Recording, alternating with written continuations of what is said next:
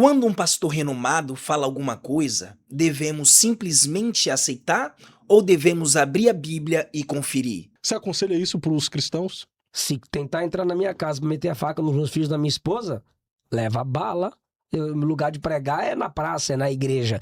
Agora, invadir minha casa para assassinar minha família por causa de religião, morre.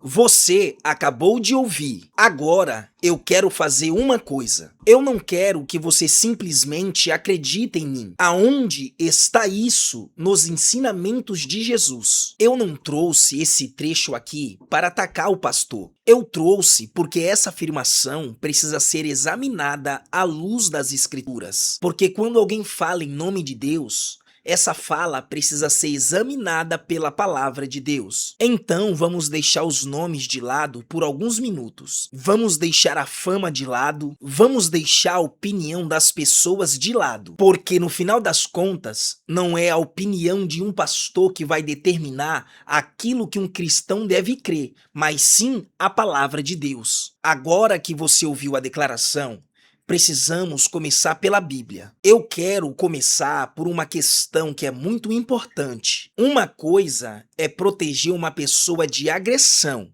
e outra coisa é vingança. A Bíblia não manda um pai de família assistir a sua família ser destruída e dizer: não vou fazer nada. Existem textos bíblicos que tratam de proteção e defesa. E nós precisamos ter honestidade com as Escrituras. Mas isso não significa que Jesus tenha ensinado os homens de Deus a andarem armados. Isso é outra afirmação. E é justamente aí que precisamos tomar cuidado. Porque quando alguém diz que todo homem de Deus precisa andar armado, aí eu pergunto, aonde Jesus ensinou isso?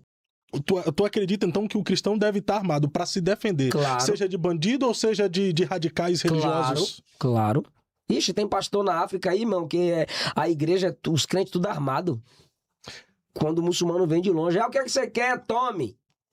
Aonde Jesus ensinou isso, que todo homem deve andar armado? Aonde que Jesus disse para os seus discípulos: andem armados para quem te fazer o mal? Aonde os apóstolos ensinaram que todos os homens devem andar armados? Nós não encontramos isso dentro da palavra de Deus. E se não existe este ensinamento dentro da palavra de Deus, então não podemos transformar uma opinião pessoal em doutrina cristã. Agora, alguém pode dizer: mas Fred, se alguém entrar na minha casa para matar a minha família, o que eu posso fazer? Eu não quero responder uma situação de vida ou morte com uma frase simplista, mas também não podemos pegar uma situação extrema e transformá-la em uma regra espiritual para todos os cristãos, porque existe uma diferença entre defender alguém e ensinar que a violência tem a característica de um homem de Deus. Essa diferença precisa ficar muito clara. A pergunta que realmente precisamos fazer não é o que eu faria. A pergunta correta é o que a palavra de Deus nos ensina. Agora nós vamos para um dos textos mais importantes sobre este assunto. Quando Pedro pega a espada para defender Jesus, você sabe o que Jesus disse? Jesus estava sendo preso no Getsêmani e Jesus então disse: mete no seu lugar a tua espada, porque todos os que lançarem mão da espada, a espada morrerão.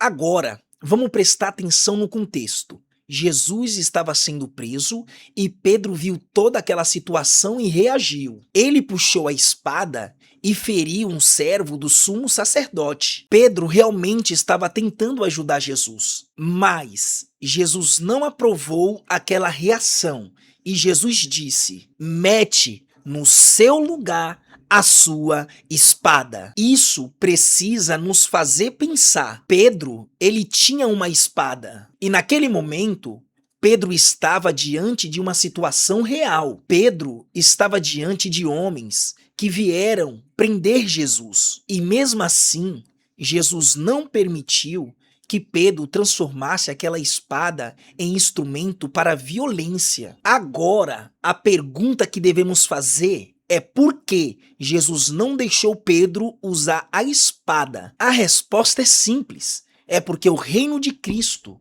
não seria estabelecido pela espada. E Jesus sabia exatamente o que estava acontecendo naquele momento. Ele sabia que seria preso, sabia que seria levado para a cruz e também sabia que seria morto. Ele não estava sendo derrotado, ele estava cumprindo a missão que o Pai tinha determinado para com ele. Por isso, não podemos pegar uma arma, uma espada ou qualquer tipo de instrumento violento e transformar isso em um símbolo de espiritualidade. Jesus, ele nunca disse: Pedro, você precisa estar armado para proteger o reino dos céus. O que Jesus disse para Pedro foi: mete no seu lugar a tua espada. E aqui eu quero fazer uma distinção muito importante. Eu não estou dizendo que este versículo resolve sozinho toda discussão sobre a defesa pessoal, mas ele destrói uma ideia perigosa. A ideia de que Jesus ensinou os seus discípulos a usar violência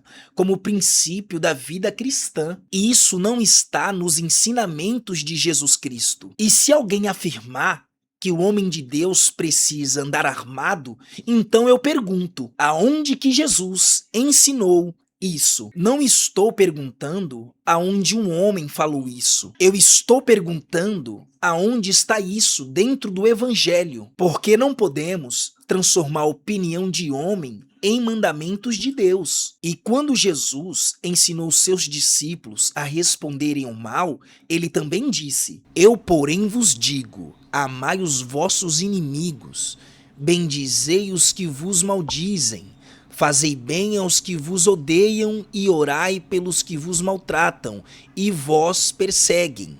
Isso é evangelho.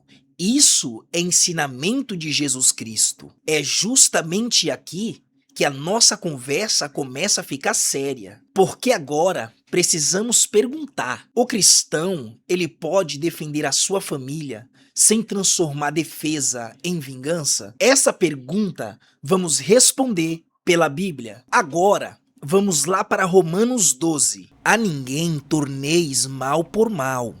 Procurai as coisas honestas perante todos os homens. E no versículo 19, ele continua: não vos vinguei a vós mesmos, amados, mas dai lugar à ira, porque está escrito: minha é a vingança, eu recompensarei, diz o Senhor.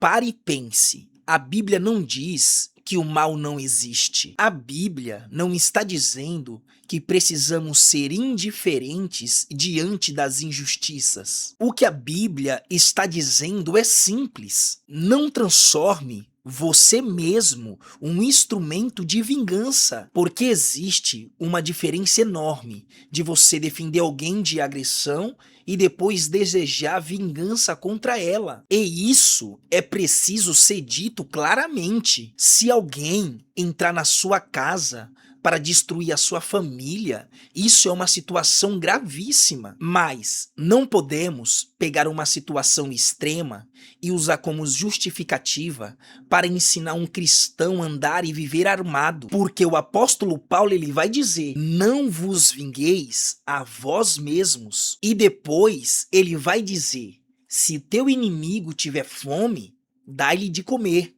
E se tiver sede, dai-lhe de beber. Ele termina com uma frase que deveria estar guardada no coração de todo cristão: não te deixeis vencer o mal, mas vencer o mal com o bem. Eu não estou dizendo que precisamos ser irresponsáveis diante do perigo. Eu estou dizendo que não podemos transformar a violência em doutrina cristã. E não podemos dizer que todo homem de Deus deve andar armado, como que se Jesus tivesse ensinado esta prática. E muito menos podemos dizer: Deus vai me perdoar.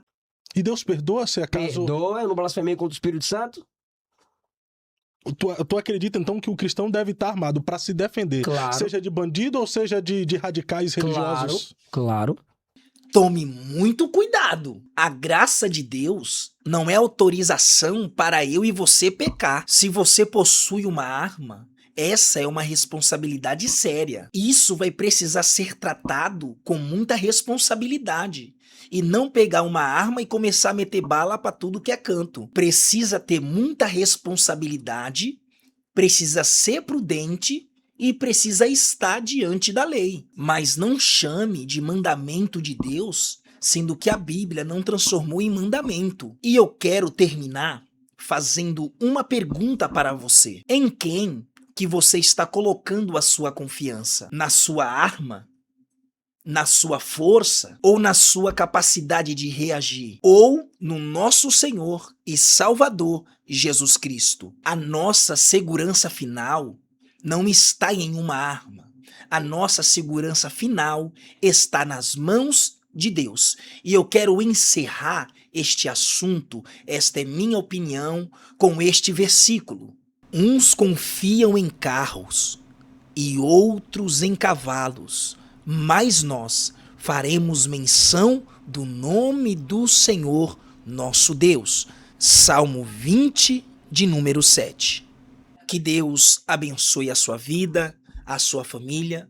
Estou deixando aqui não o meu achismo, mas sim o que a Bíblia nos ensina. Que você venha compartilhar, se inscreva-se no nosso canal e que Deus te abençoe. Até a próxima.